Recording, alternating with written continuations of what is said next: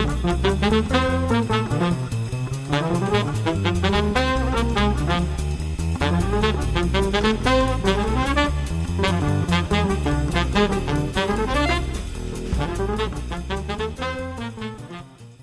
to the Business Brains and the Bottom Line podcast. My name is Paul Delegre, your host, and my guest today coming to you from the UK is Julian Reading. Welcome to the show, Julian. Hey, Paul, it's great to meet you. I really appreciate the invite, and I'm really looking forward to speaking with you. Oh, thank you. Yeah, so you work for actually one of our partners, that one of the products that we resell, Hitachi Vantara, and you're sales enablement field consultant. But really what I wanted to talk to you about is I know you've written a couple of books and you really you like helping people and you're in the sales game. And I've been in sales a long time too. So I'm always interested in hearing different philosophies on selling. Because as you know, there's been like 1 million books written and everyone has their own philosophies. And I'd love to hear yours and what prompted you to write a book about it too, by the way. Well, the first thing is that it was coming up to lockdown. I've got a few cars and I take people to proms, weddings, special events, that sort of thing, Paul. Yeah. But obviously in lockdown, I couldn't do that. So I wrote my first book, and because I work for a charity that specializes in end-of-life care for children. And the fact of the matter was that obviously I couldn't raise any money because there was no events happening. So wrote a book, and every penny, every dime, every cent of what I earn from the books goes straight to the Children's Hospice. It's the most wonderful place, and very fortunate to work for it. But also, I love helping people, Paul. This game we're in is really hard. It's really tough what we do. So I love sharing how, what made me successful. I sold just over $500 million worth of software in an 11-year quota carrying career. I brought behavioral science into it, different ways of doing things than the traditional ways. And what actually prompted me to write my book was this move away from relationship-based selling. I believe relationships, Paul, are key to everything. So in my second book that I talk about with More Selling, it's all about understanding what your customer wants and putting your customer at the center of a buying journey, rather than some of the let's just say some of the more controversial methodologies that were through at the time. But I know what's worked for me, and people trust me, and that's why they buy from me. And I think that's the most critical element. Yeah. So in your new book called MedPick, I hope I pronounced that right. Yeah. What is MedPick? Because I know there's all sorts of sales methodologies out there. There's the Miller-Hyman, there's the Medic, there's all sorts of the BANT and different things. So where do you fit into this thing, and how are you different? Well, so I've taken MedPick as a framework because it's a recognizable framework. It stands for metrics, economic buyer, decision process, decision criteria, path to funds, identify pain, champion, and competition. It's different from Medic because of path to funds. Now, for me, understanding how anything gets signed is a critical skill for any salesperson. Right. So I coach on mapping that out.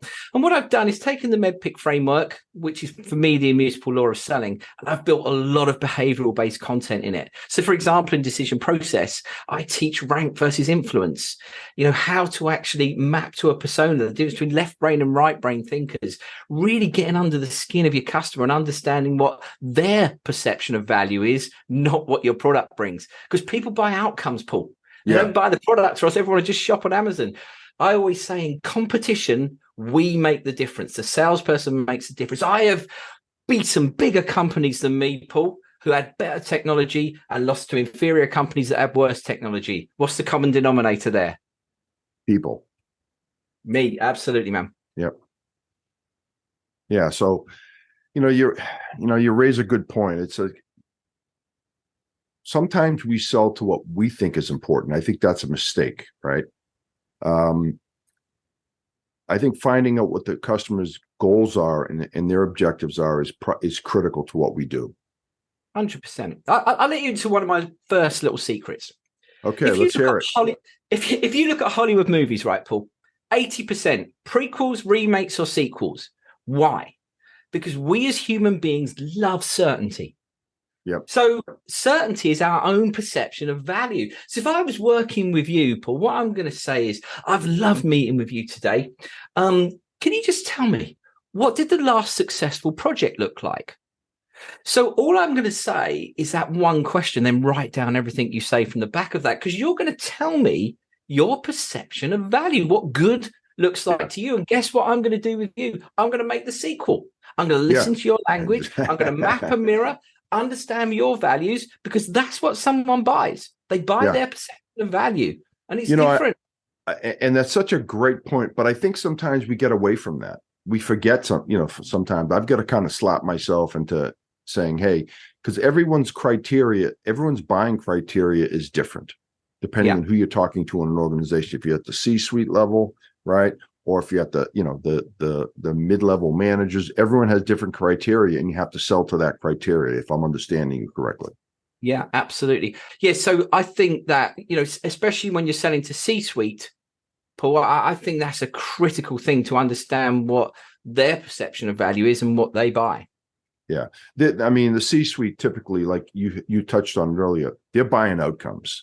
They don't care. We're in the technology business. So, they don't care about speeds and feeds and how many ports on a switch. They want to know, is it going to work? Is it going to help my business? And, can this be implemented in a timely fashion without any downtime and damage to our business? Absolutely. And let me just throw in a little curveball there. Does it help me? Does it help me, Paul? Does it help me deliver my value as well? Does it help me hit my goals for my team? Because I talk hugely at Hitachi about sustainability. Because why? Everyone's talking about it. You've got to be like your customer. I talk a lot about being a persuader that I think we'll touch on in a minute. But the most important thing is to bring those values of your customer into your sales cycle. This is a game. This is a plan that we're playing, and we need to execute to our customers' perception of value. They don't buy a product; they buy an outcome, and that outcome is the one that they want. A CFO may want to shave 10 points off of their budget. A CIO may want to lock down the data. A CMO might want to protect their gold card campaigns. All of the things are sold in terms of the technology, but it's the outcomes that are bought, if that makes sense. No, it completely does. Again, if you've been doing this long enough, and you and I are not rookies at this, you hear those things all the time, right? But I think sometimes we get away from that. I think that we all fall victim to sometimes selling to what we think is important to the customer without asking those questions. And I think that's something that a good reminder for all of us, no matter how old you are, how many years you've been doing this, is to find out what the buying criteria is of your customers and sell to it. Well, I've always had this golden rule. I never take pre-sales to my first meeting, and I never open my laptop on my first meeting. My job is to go there and build a relationship and listen and understand the person I'm talking to. And here's another thing, just another quick Julian tip for you here, Paul. Are you ready? Let's go. You're not going to charge me for this, are you? You're getting all this for free, all for free. So one of the biggest challenges of talking to every technology company that I do, they say, our challenge is we're stuck in IT. And I just want to explain why that happens. Is that the more when you meet someone and you focus just on them, you're actually pushing them up a social hierarchy, if you will.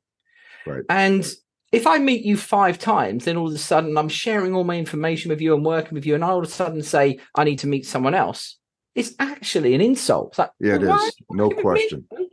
So I encourage every salesperson in their first meeting to set out their terms of business. And what I mean by this is, we say, so Paul, I've really enjoyed working with you and going through. Let me just tell you for a second how we work in our company. We work across every line of business that is involved in making this decision. We want to capture all those key outcomes. We work directly with you to formulate a proposal that we'll jointly present back to ensure that the outcomes that everyone expects maps to the technology solutions that we're providing. Now, I've done that for years and never got pushback, but I do it in the first meeting, not the 5th meeting. Right. And what I also do is I actually tell my customers that I use this process called MEDPIC. And I tell them that because it helps me formulate and understand their needs. So I work to a process. And most people, especially in technology, love a process. So I don't shy away from being a salesperson, but I say I've got this process to use. And I think people don't like being lied to. They don't like being tricked. So I always come across as honest, Paul, and I say, this is how I'm going to work. This is how I want to work with you. And this is how I'm successful with my customers. I've got a process. People buy certainty. Remember what I just said about the whole remake the movies, thing? Yeah, people buy certainty, and it's one of our 6 core human needs. So just something to think about. No, I mean, you raise a good point. I mean, I guess let it, and you hit, it's happened to all of us. You get involved in a company, you do get stuck at a certain level, and when we try to go above them, absolutely, they take it as an insult. We've all been there. Like you, a little bit different wording and all that, but I try to be inclusive of all the different levels of an organization when I get engaged, so that, and they know that. I'll let them know that right up front, like you do. Like I said, we say it differently, but that's my goal too, is to be connected at all levels. That's our job.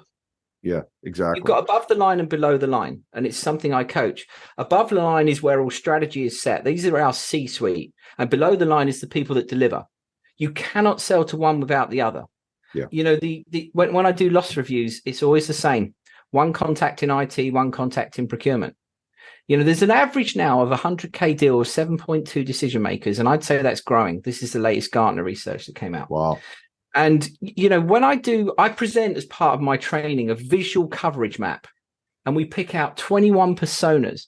And this is what more selling does. So just touching on my second book, if I can, for a moment, because this is where it's important. Hey, so Julian, it's your show today, so you can talk about whatever you want.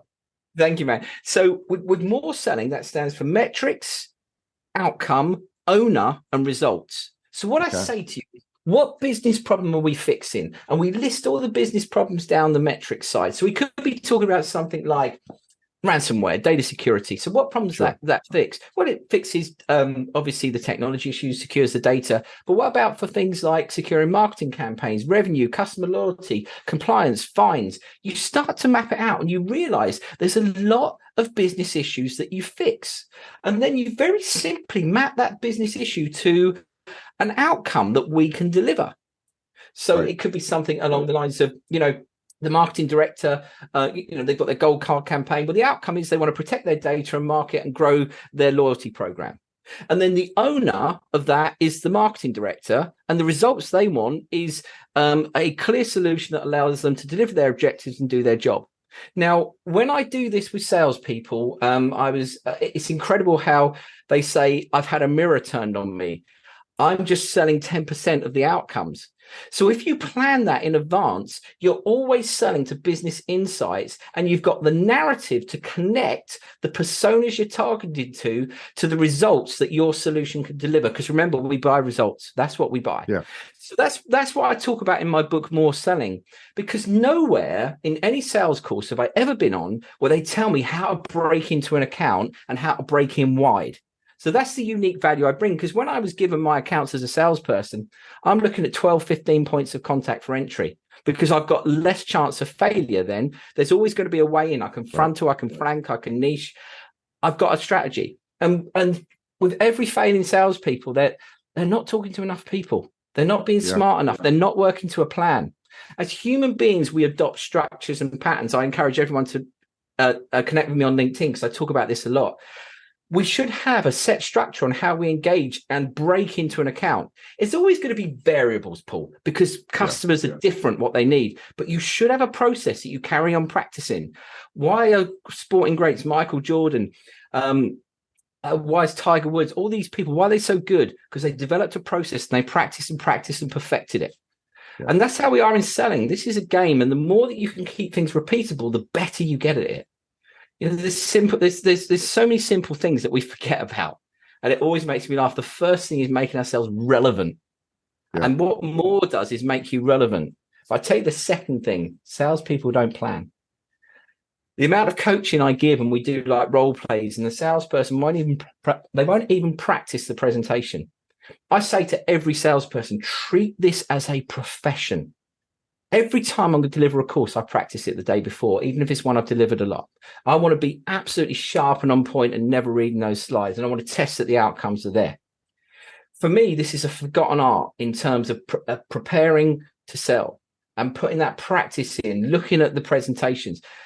I never, ever open up with a massive screenshot of everyone I've sold to. No one in that C-suite cares. Not at that point. Do you know what I open up with? I open up with insights. I talk about their business, and those insights I then develop into business issues because they are only interested in their company. It's only at the end do I bring in the proof point of how we can do this. It's about how the brain makes a decision. We look for mirrors. We look to recognize at the start. So many salespeople present things the wrong way round. I've got, and you'll see in my book, More Selling, it's the 6 steps to close, and actually starting every single discovery campaign with capturing insights that you're going to sell to the C-suite. Not selling your product, insights about that business and the problems you're going to fix, because step 3 is they calculate for themselves the cost of change or not changing. Right. So I encourage everyone to read the book, and I tell you, it goes into a bit more than what I've just talked about. Yeah. No, it's funny. I would touch on something you talked about earlier about you wrote the book during the pandemic. Similar to me, I started this podcast during the pandemic. Just because think about, we're all sitting at home, and the producer of this show, CAS at Tornrat, is a friend of mine, and she has a media company. She's like, hey, man, let's do it. So that was kind of the impetus for me as well. And I'm coming up on my 3-year anniversary right now. Oh, congratulations, man. Well, I reached out to you because I'd heard about it. So you're famous all this side of the pond, mate. Well, it's funny. I had someone from Copenhagen on last week. We did a record. I've had several people on from overseas. And it's funny, the more connections I make on LinkedIn, I had someone from Australia on, and I'm getting downloads all over the world. Now, I'm not quite Joe Rogan yet, Julian, but, there's only one of him. It's nice to know you're speaking to lots of people. My books have sold in 31 countries now, and it's one of the greatest feelings ever. When you talk, the things you talk about are really so simple, and they're easy to understand. I think that's probably what makes it work, is because you don't want to go. Some of these like courses, Miller Hyman, and there's like a million different variables. But I think if you come with like a 6-point plan, I think it makes them more digestible for salesmen. And would I be correct on that? Absolutely. I mean, I've been on a number of courses and I've just left confused. What do I do next? What I want is someone to show me how I can simplify this job, because there's so much we can't control. Right. You and I can team up, right, Paul? We put in a multi-million-dollar bid, and everyone on the board loves it. We get it signed off, and the CFO goes, hang on, the results aren't there. I've got to pull the budget. We'll have to do it later in the year. You and I can't stop that. Yeah, we can absolutely have done the best of proving value, but if you've got a CFO that sat there and said, we're not going to spend the money, they're not going to spend the money. And those variables can happen. I once remember driving up in the days. Do you remember the days, Paul, when you used to drive to a customer and get a wet signature for your contract? Do you remember those days? Unbelievable. Yeah. I'm driving up the freeway to go and sign a multi-million-dollar deal with one of my customers. And I've got the radio on, the business news, and an announcement that the customer I'm going to see has just been subject to hostile takeover. Oh, God. I get to the building, there's not a C-suite there that I was going to meet. How could you control that? Now, that's funny. That's funny. That's a story you can tell today. At the time, I'm sure it wasn't, but that's funny. What it is, yeah. I mean, this was the days when Siebel used to sack the bottom 15% of non-performers as well. So that's the lesson, to always have a backup. I've always got a plan B. That's another important thing. I always have a plan B. But things can change. But the more simple we can make this game, because I think, lots of these companies have come along, and I'm not going to name them, but they've overcomplicated things. We've got to be this. We've got to be that person. If we just focus on being us. Yeah. I teach the 5 principles of persuasion, and likability, I think, is so important. If the first principle of persuasion is reciprocity, which I live by. What can I do for you, Paul, before I ask you to do something for me? Right. So if I can go to my customer and I'm focusing on how I'm going to help them, not what I'm going to sell. I don't care what's on my truck at the start. I'm focusing on them, how I'm going to help them. And I'm trying to be this person that is like them. Connecting with them. When you and I first spoke, we're looking for these common grounds all the time. Well, that's us as human beings. Everyone tries and craves to make connections. This is wired in us. And if we go in with that mentality that I'm going to help you. You've got a problem, I'm going to help you see it, and I'm going to fix it for you. And I've got this simple process. Then that's going to set you aside, because competition is other salespeople in our accounts. not the products. It's other salespeople. So I'm focusing on being a human being first. How can I help someone? How can I promote them? Every champion at the last, the Sea of MedPick, every champion I promote in that business, I talk to all the C-suite about how good they are, and I promote them up. You should help people, because what goes around comes around. You can make a big impact in this world. So instead of trying to sell, try and think about how you can help. It's a big difference. Yeah, no, great point. Again, that's why I love talking to people like you, because I have certainly my philosophies, you have yours, and it's always refreshing to hear something a little bit different than what I'm used to, right? Or I haven't heard for a while. So that's great. So you talked, I think in one of your books, you talk about limiting beliefs holding you back. Talk about that a little bit. Yeah, this is a life lesson, okay? It's a thing that I look at. Yeah, not just sales, by the way, right? Limiting beliefs in life, right? 100%. So let's just strip it back and look at what this is. So we've got 3 levels of belief. We've got our global beliefs. This is what everyone buys into, laws of the land, etc. And then we've got our convictions. Now, our convictions are our sports teams, our politics, our own. And then we've got our limiting beliefs, or our psychological rules is the technical term, but I still call them limiting belief, because our psychological rules, they determine what we do. Now, let me give you a real example of this, okay? And this is what holds us back as salespeople all the time. Just before Christmas, I was working with one of the sales guys that I mentor, and he was struggling. So what I did was, for 2 hours, I'm workshopping with him, and I pulled a more assessment against one of his big clients. And I built a conversation narrative for the top 8 execs that we defined in there that we were going to talk to and bring value to. And got their numbers off of our database and pushed over the plan. And I said, right, let's get after it. And it's Friday, and it's 2:00 on a Friday afternoon. And the guy said to me, absolutely, Julian, first thing Monday, I'm on it. I was like, what? Why? He said, well, I'm not going to do it now because these are important people, and they'll be thinking about the weekend and probably trying to go home, and they won't want to take a call. I said, how do you know that? Well, I don't, but it's much better to get them on a Monday morning. I said, who said that? Now, the point of this, he'd made up all those rules in his head. There was no evidence to what he does. And the problem he had is that there's someone like me that is going to pick the phone up, because I don't care. I don't have that filter. My job, there's no difference between 3:00 on a Friday and 3:00 on a Wednesday and 3:00 on a Monday. These are business hours that we've got to make. But he put that limiting belief in place that these people did not want to hear from him. So do you see, I can give you 1,000,001 examples of this happening. And I can tell you, everyone that's listening to this podcast, they're putting something off now, and they haven't got fact, reason, or evidence to do it. There'll just be a reason they're not doing it. It might be doing their tax return, cleaning their cupboard out, or whatever. But limiting beliefs hold us back. But on the contra side of it, if we do something we weren't going to do, that actually makes us feel better. Yeah, it does. I 100%. And adrenaline, and we're like, yeah, we smashed it and got it done. Because here's the thing, I talk a lot, and I'm just writing a new book at the moment, and I talk about how dopamine controls us in our body and understanding our reward framework. I'm like this all the time. I'm charged, I'm motivated, I'm amped, because, for example, today, I've been really excited about talking with you. Really excited, and it's a great time. And therefore, I can bring so much energy. Every time I'm delivering a course, I'm focusing on what the experience is going to be for everyone sitting. Every time I'm going to a custom meeting, I'm thinking about how I'm going to use that meeting to advance my sale. And so I'm setting my rewards against the activity, not the end outcome. Too many salespeople think about the end, signing the contract, and not really focusing on that moment, living in that day, living in that moment, and bringing that energy, bringing that passion. So there's so much that we can learn about our own beliefs and changing those. Mine was absolutely about bringing energy, because the moment I start putting barriers in the way, I'm putting barriers for myself, no one else. Right. The people that I identified to call, they haven't got my target. They haven't got my sales problem. They haven't got the fact that I could lose my job.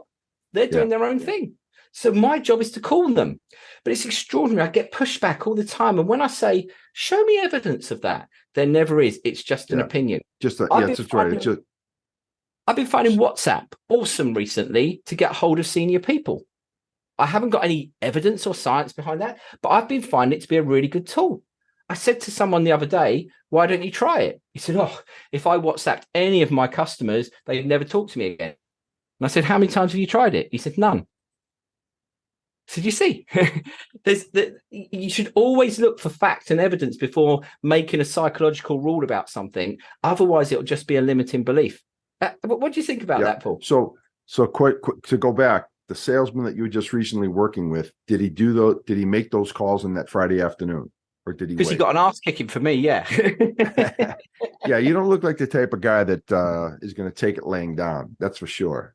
No, if I'm spending my time with you, you know, we win. I don't win and lose. I win and learn. And you know, it's been my motto for forever. And if you're working with me, we win. You don't put things off. You don't procrastinate, and you don't give me any beliefs. Yeah, I don't think you have enough energy, Julian. You're not passionate enough. You gotta pick up your game a little bit here. It's like you're putting me to sleep. I'm working on it, man. I'm working on it. So I do want to ask you. So we are partners with your company, but so you're a sales enablement. What does that mean in English? What are you actually doing? You're helping guys close deals, helping guys educate them on sales, or you're a hired gun?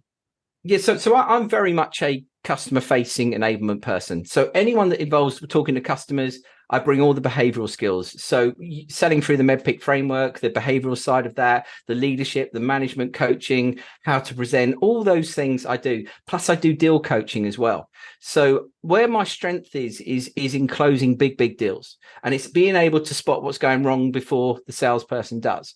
So for Hitachi, I've embedded MEDPIC, and MEDPIC is for me the best tool that there is, because it shows me what I don't know. What hurts us as salespeople, you see, this is the other methodologies that you spoke about. They don't tell me what I don't know, and MEDPIC does. And when you get used to it and get practice with it, so I teach people how to inspect as well. So that's my day to day. I still sell. Yep. I can't not sell. I'm selling all the time. You know, this is the only thing I can do. So are you traveling all over the world for opportunities? What's your territory? What's your patch?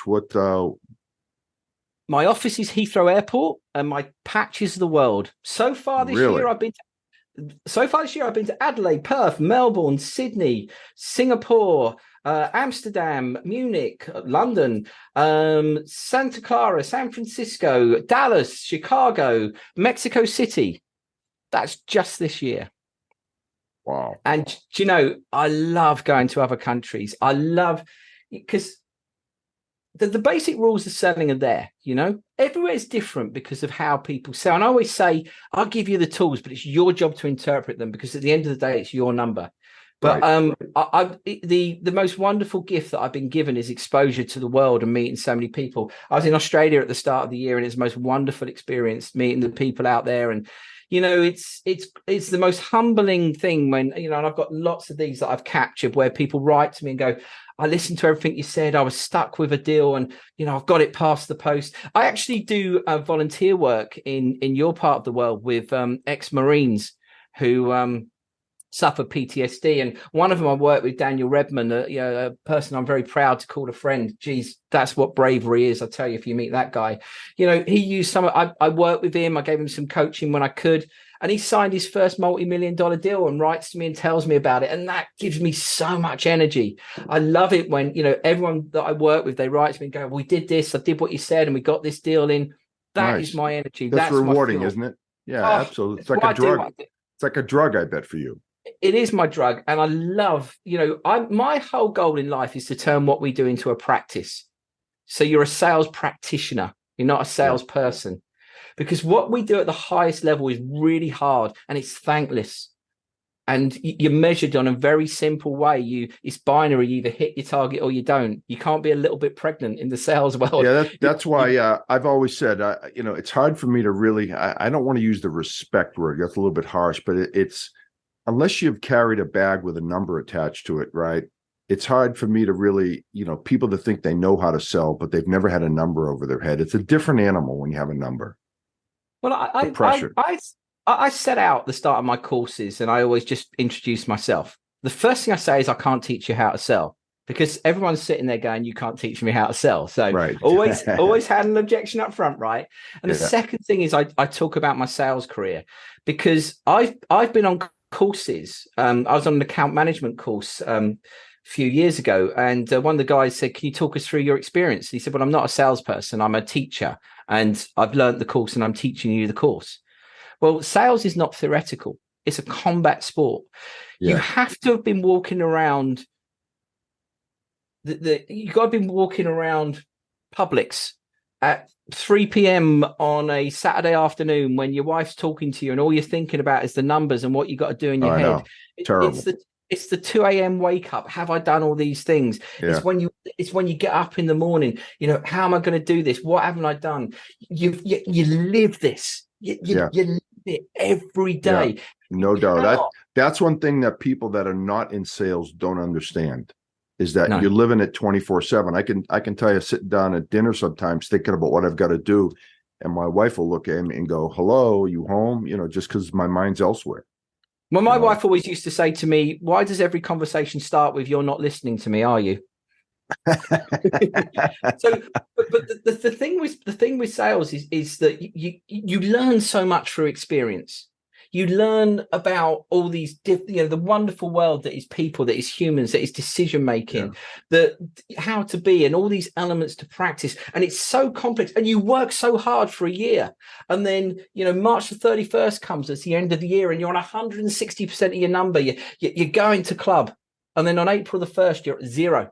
Yeah, you've worked so hard, but every year you've got to reset and you've got to re-go again. This is a hard game, and I've never ever bought into the fact that you can teach someone how to sell if you've never sold. Yeah. Never. No, it's hard.